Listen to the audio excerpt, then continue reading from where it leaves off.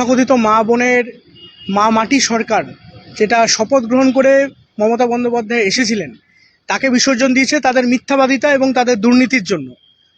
ভারতীয় জনতা পার্টি যে সোনার বাংলা তৈরি করার স্বপ্ন দেখে শ্যামাপ্রসাদের মাটিতে যে সরকার গঠন করেছে, তা শপথ গ্রহণের পর থেকে শুভেন্দুদার নেতৃত্বে মানুষের স্বার্থে কাজ করে চলেছে।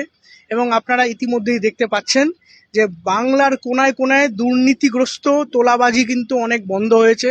তোলাবাজদের শায়েস্তা করা হচ্ছে, পুলিশকে ফ্রি হ্যান্ড দেওয়ার জন্য উৎপাতকারী দাঙ্গাবাজদেরকে ঠান্ডা করে দেওয়া হচ্ছে এবং ধীরে ধীরে কর্মসংস্থান আর মা বোনেদের সুরক্ষার কাজ দ্রুত শুরু করে সোনার বাংলার দিকে ভারতীয় জনতা পার্টি এগিয়ে যাবে।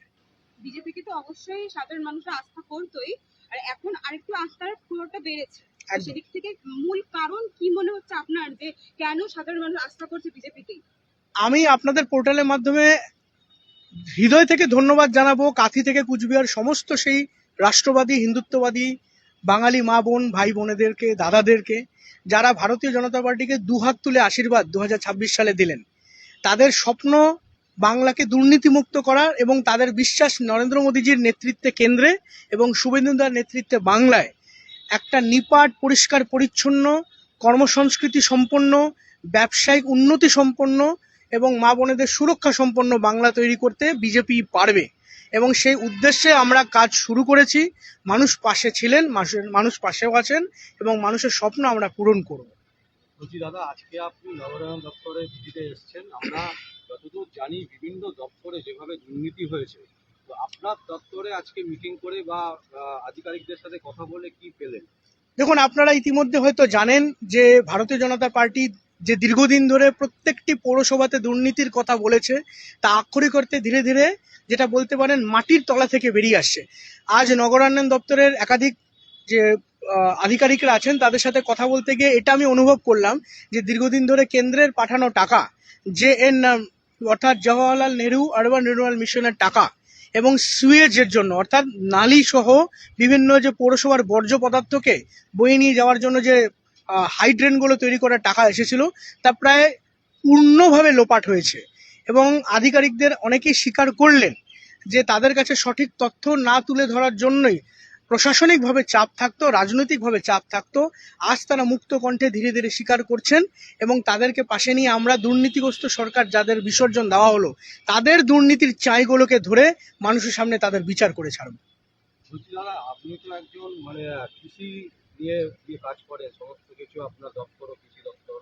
তো বিষয়টা হচ্ছে কৃষকদের নিয়ে আপনারা কি ভাবছেন, আগামী দিনে কিভাবে কৃষকরা, যেমন আমরা দেখলাম লাস্ট আলু চাষিরা ন্যায্য দাম পেল না, প্রচুর আলু চাষি মারা গেছেন, বৃষ্টিতে আলু পচেছে মেদিনীপুর থেকে শুরু করে রাজ্যের বিভিন্ন প্রান্তে।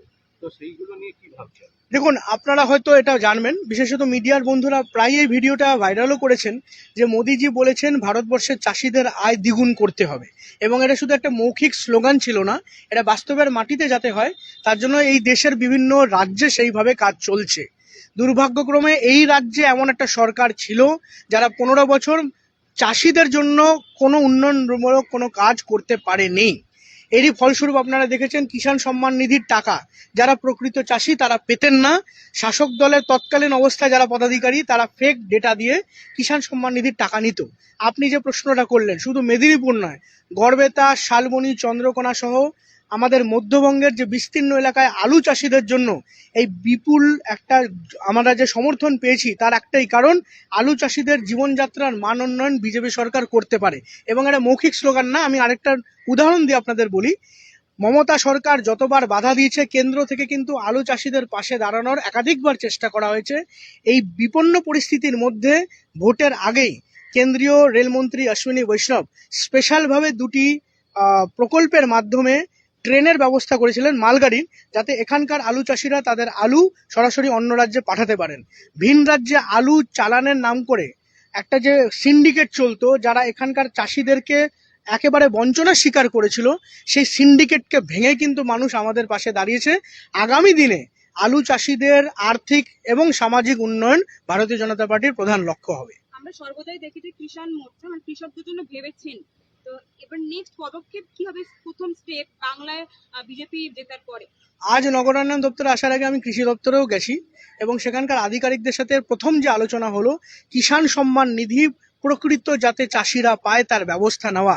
জেলায় জেলায় ব্লকে ব্লকে এডিও অফিসারদেরকে বলা হচ্ছে তারা যেন সার্ভে করে যারা চাষের সাথে যুক্ত নয় এমন ফেক ডেটা হোল্ডারদের নাম ডিলিট করে প্রকৃত চাষিদের নাম নথিভুক্ত করে তারা যাতে কিষাণ সম্মান নিধি পরবর্তী কিস্তি পায়। কিষাণদের জন্য আরেকটা আশীর্বাদ স্বরূপ ফসল বীমা যোজনার টাকা, যারা যে চাষিরা বিভিন্নভাবে চাষ করে কোনোভাবে ক্ষতিগ্রস্ত হয়েছেন, ফসল বীমার টাকা যাতে পায়, রাজনীতির রং না দেখে, রাজনৈতিক পরিচয় না দেখে, শুধু চাষির পরিচয় নিয়ে তারা যাতে এই উপকারগুলো পান সেটার নির্দেশ যাতে তারা দ্রুত দেন এই বিষয়ে কথা হয়েছে এবং তারা কথা দিয়েছেন খুব দ্রুত এই পদক্ষেপ নেওয়া হবে। গত 15 বছরে কিন্তু বেশ অনেক আমরা দেখি দুর্নীতি হয়েছে, সেক্ষেত্রে কিন্তু বলতে গেলে এসএসসির যে পরীক্ষা সেখানেও কিন্তু অনেক দুর্নীতি দেখেছি আমরা।